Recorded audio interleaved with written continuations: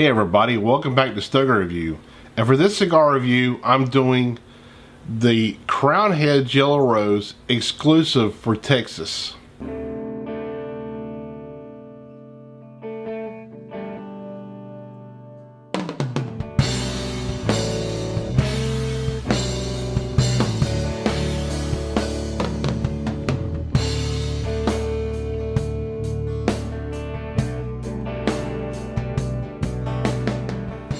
The Yellow Rose, created by Crown Heads Cigars, is exclusive only for Texas resellers.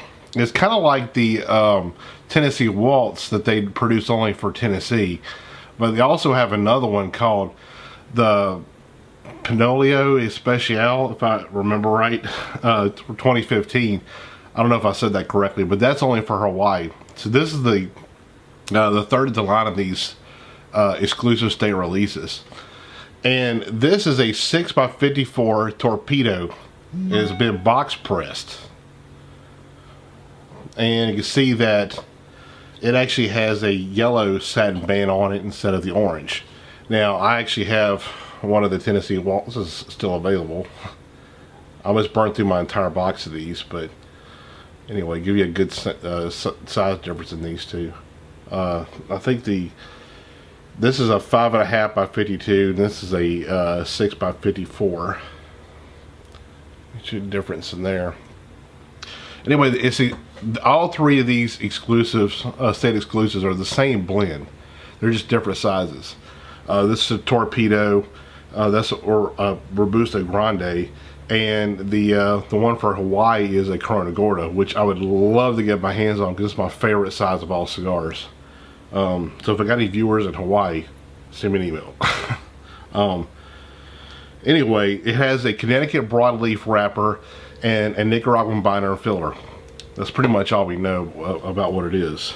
But anyway, I actually only have this one sample, so this will be a first impression and everything rolled up into one little review, because thankfully, our Crown Heads rep, Brian McGee, which always looks out for me, great rep, he actually brought me one of these back from when he was in Texas, so, and doing his rounds and stuff, and I really appreciate it. Thank you, Brian, for this.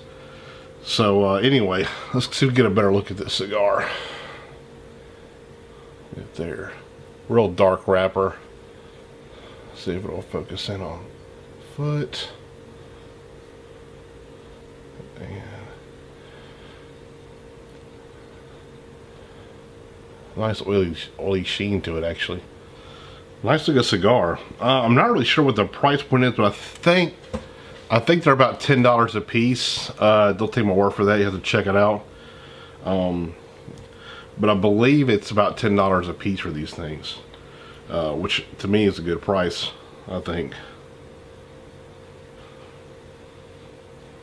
Anyway, basically what the Yellow Rose is, it could be two things. There's the Yellow Rose of Texas, which is a song, and also the Yellow Rose of Texas also refers to a woman that was basically one of the legends of Texas independence, and her name actually has two names. Historians don't really know which one is the correct one. It's Emily West or Emily Morgan, and basically what she was a woman of mixed color, and she was a free woman. And back at that time, a mixed race person was called high yellow. I have no idea why. But anyway, she was captured by Santa Anna's army after the Alamo. And basically, he was supposed to be meeting for battle at the Sam Houston. And basically, she seduced him to where he got captured. Sam Houston actually captured him.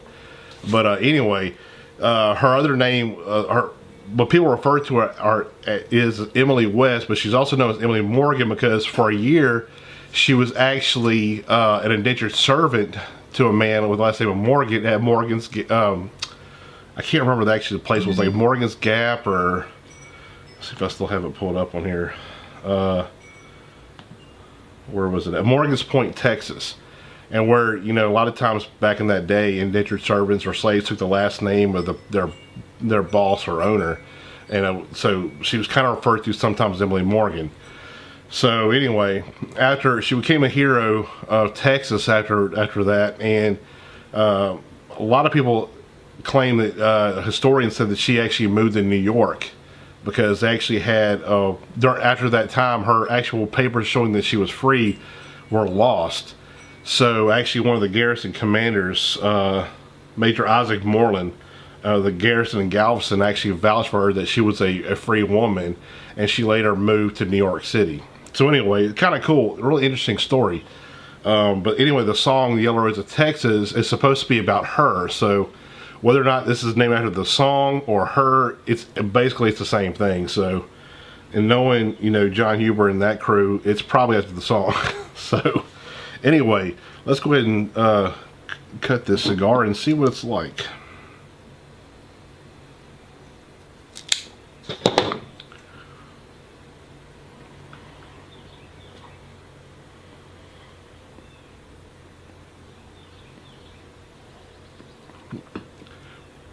Really interesting. It's got a really good draw to it, which one reason I'm not a real big fan of torpedoes. I don't hate them, but you know, because you have different areas you can clip, and of course the lower down you clip it, the better the draw will be.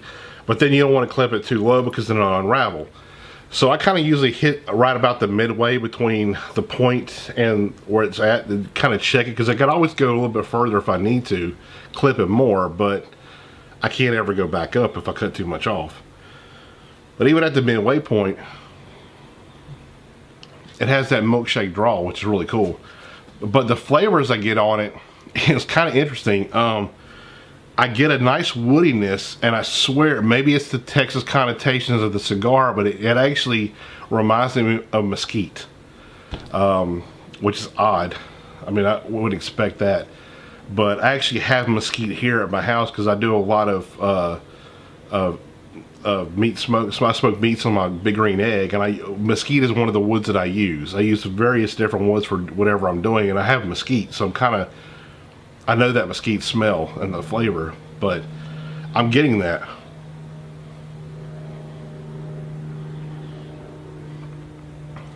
It's got an earthiness to it, and it almost has like a real dusty cocoa flavor too, if that makes any sense, because it sounded weird even when I said it. But it's kind of like a dusty cocoa, kind of like the Nestle Quick powder, kind of almost a powdery, I don't know just what popped in my head. Anyway, let me go ahead and light this thing up. Let's give my initial reaction to it. But I really enjoy these.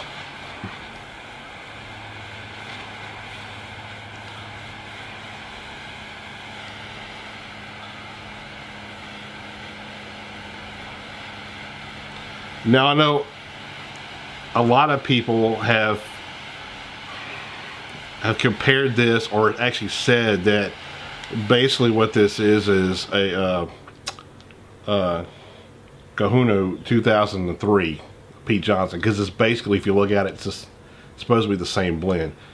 They do have a lot of the same profile flavors, but there is variations of them. So a lot of people are just saying these are basically that, just in a different vitola. It could be, maybe, I mean, because I know a vitola you can take the same exact, you know, formula of the cigar, binder, wrapper, filler, everything, change the shape, and it's going to taste different. But to me, I don't know, they don't taste as close as I think they should be if it's exactly the same type of blend that my father did for that one, for this one. So I don't think it is. So I don't know. You might think differently, but to me, I don't think it's the same.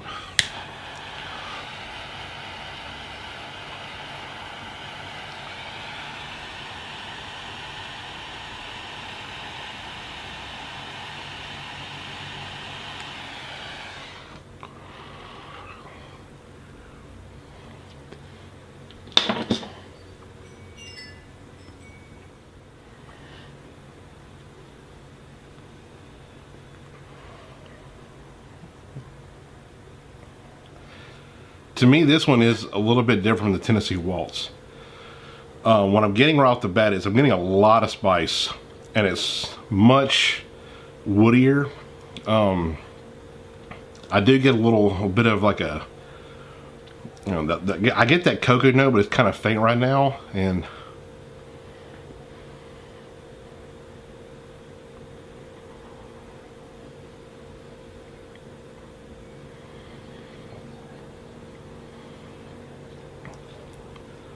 I'm just get like a cherry note on it also, if that makes sense. Like a black cherry note.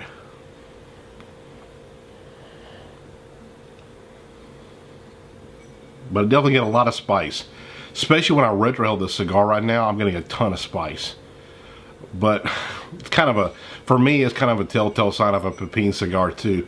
Usually it's like front loaded with a lot of black pepper, but to me it has that black pepper, but there's another spice in there too that hadn't really opened up yet. So I'm gonna go smoke this at a halfway point. I'll be back to let you know how it is. See you in a second. Everybody, I'm back. About at a halfway point now. It's smoking really well. Now, the main thing on this cigar is it's really spicy. The spice note on this is it's got a really long finish on it. I get that black pepper, but almost has like that white pepper sharpness about it too. And I seem to get like a hint of cinnamon with it also. I think that was that kind of like that spice note I was talking about at the beginning of the cigar that I couldn't really identify along with that black pepper. But to my mind, that's kind of what it's like. It's like a cinnamon note. Also, I'm still getting like that mesquite wood note, which like mesquite to me adds a little bit of a sharpness to it too. So maybe that's why I'm thinking mesquite. Maybe it's kind of like that white pepper note in there along with that wood. But anyway, I'm getting that. I'm getting a nice caramel flavor with that sweetness, even though it's kind of faint. And I'm also getting a nice little coffee note. It's so far so good. It's smoking really well. I'm gonna go ahead and finish the cigar off, and I'll be back to let you know how it is. See you in a second. Everybody, I'm back. I'm at the end of the cigar now. This cigar it's really spicy. Right now I'm getting a lot of black pepper. The sweetness is gone. I still get a little bit of that kind of that mesquite woody flavor, and I'm getting some leather now. To me, I like the Tennessee Waltz more than I like this. And mainly the reason is I'm not really a spicy cigar fan. I kind of like the flavor profile of the Tennessee Waltz better, which has more cocoa and coffee note to it. They're both really good cigars, but I prefer the Tennessee Waltz. This is still a really good cigar, and if you're in Texas, or you know, I'm sure some of the stores will have an online presence where you can order you some. You know, check them out, and especially if you got Tennessee Waltz or the one in Hawaii. You know, compare them and see what you think. But for me, it's definitely worth $10. But I just prefer the Tennessee Waltz more. Like I said, just because it's a much spicier cigar. And also to me, it seems a lot more full-bodied than the Tennessee Waltz does. The Tennessee Waltz is full-bodied too, but this one, it's really stout to me. You definitely probably need to, eat something before you smoke this, or have a Coke with it or something, because to me, it's pretty stout, but nonetheless, it's really good. So definitely check these things out. Remember, like I said, it's only a Tennessee exclusive. I mean, a Texas exclusive. Tennessee Waltz is Tennessee exclusive. So if you're in Texas, check them out and give them a shot, because they're a pretty good cigar. And on that note, I'll see you next time.